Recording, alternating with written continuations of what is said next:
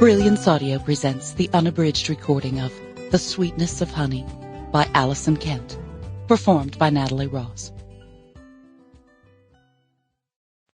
To the readers who have fallen in love with Hope Springs and the small town's residents, and who email, review, and touch base on social media, thank you, thank you, thank you. 1. The bees were what had sold her. The bees and Hiram Glass. The lovely octogenarian had tended the hives for years, selling the honey at the same farmers' markets where she sold root vegetables and vine vegetables and leafy greens. And the years the weather cooperated, strawberries the size of her fist. But that didn't happen often.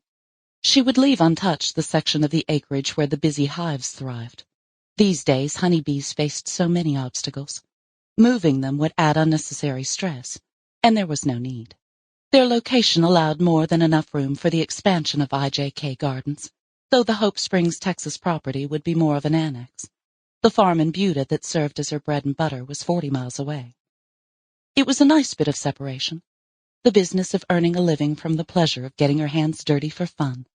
The annex would be her baby, her indulgence, the heirloom vegetables she'd grow here her specialty. They would cost more to cultivate, requiring higher prices, but the demand was equally high. Consumers determined to avoid genetically modified foods would pay for quality produce, and pay for the honey from her bees. Her bees. The words made Indiana Keller smile. Even now, standing across Three Wishes Road from her property, in the driveway of the Oliver Gatlin Academy, she could hear them. She had to close her eyes and be very still, and hold her breath, and bow the muscles of her imagination. But the hum was there, a soft, busy vibration of work being done. Work had been her life for years now. Work kept her sane. Work left her no time for a personal life. Work was her savior and most of the time her friend. An easy one to keep, demanding yet constantly loyal, and in the end she was the boss. That was the part she liked best, calling the shots, taking charge. Doing so had gotten her through some very dark days. The darkest were gone now, and vestigial family issues aside, she'd come through relatively unscathed.